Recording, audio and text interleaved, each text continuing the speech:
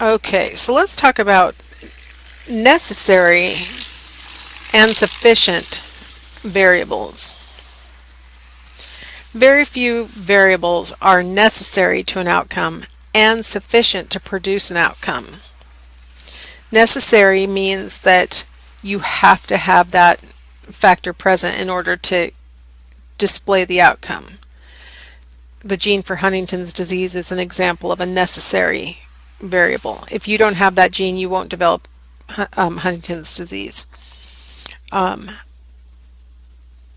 Sufficient refers to that's all you need in order to produce the outcome. Again, the gene for Huntington's disease is a good example because all you need is the gene for Huntington's disease. It's sufficient to produce the outcome. And you must have the gene for Huntington's disease in order to experience the outcome. Few variables are like that. I had to reach out to a genetic disease to come up with something because so few things in psychology are like that. I mean, so few outcomes that we are interested in psychology are outcomes that we know there's a single cause. It will always produce the outcome, and it's all you need in order to get the outcome. There are very few variables like that for us. There's something that's a kind of good example, which is how we get schizophrenia. We don't know how you get schizophrenia. Literally do not know. But there are some things that we're studying right now. One of them is the role of the flu virus in the development of schizophrenia. So I think I told you about this in a previous lecture. If mom is exposed to the flu virus during a critical period in gestation, when she's carrying the baby, there's a higher probability that that baby will grow up to have schizophrenia than if mom had not been exposed to the flu virus. But the flu virus is not necessary for a person to develop schizophrenia, because there are people who have schizophrenia whose moms never had the flu during gestation. It's not sufficient.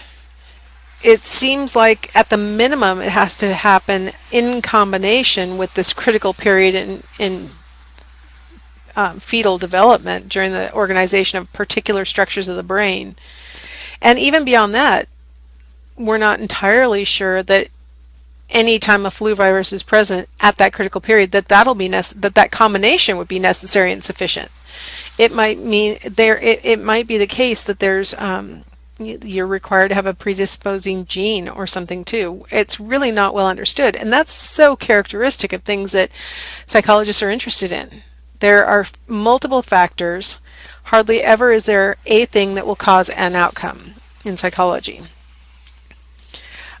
So that's why we use factorial design so often, because if you use a factorial design, then you can factor in one factor will be whether the person was exposed to the flu virus during gestation, yes or no, and then how old were they? Were they in the first trimester, second trimester, or third trimester, right?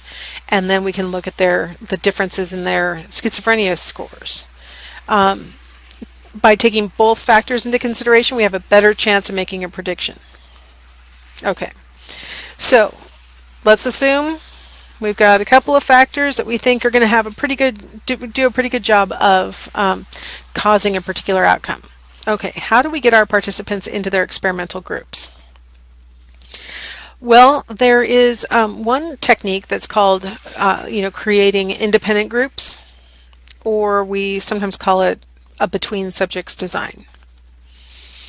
What that means is that in this strategy, the groups are going to contain different members. So nobody gets retested or anything like that. So here's an example of a between subjects design. What you're looking at here is on the x-axis, we have different groups of people. We have a group of 25-year-olds, a group of 32-year-olds, a group of 39-year-olds, 46, 53, yeah, I'm doing some math, sorry, it's every 7 years. I don't know what's wrong with my picture. All the way up to 81. So these are each different groups of people. Okay, on the y-axis we again have the dependent variable, which is going to be their t-scores on all these different cognitive tests. So we've got inductive reasoning, spatial orientation, perceptual speed, numeric ability, and verbal memory. And so what they've done is they've graphed out the average score for each age group. The one that I'm following right now is verbal ability. Okay. Verbal ability and numeric ability seem to be pretty stable across the lifespan. They seem to increase until about 39, then they seem to be reasonably stable, a little variability across your lifespan. All the other ones seem to be the highest when we're youngest and the lowest when we're the oldest. It looks like with spatial orientation, perceptual speed, what have we got else? Verbal memory, and inductive reasoning. We've got a pretty steep decline in functioning across the lifespan when we do this independent groups between subjects design. If you've had lifespan development, you might have learned this is called a cross-sectional design. Another way to collect data is to use the same people more than one time. We call this a correlated groups design or a within subjects design. This is when we test the same participants in each condition. So each participant's going to serve as their own control, basically. Okay, so this is the exact same data, but now instead of having different groups of participants, what we have is the same people being tested at 25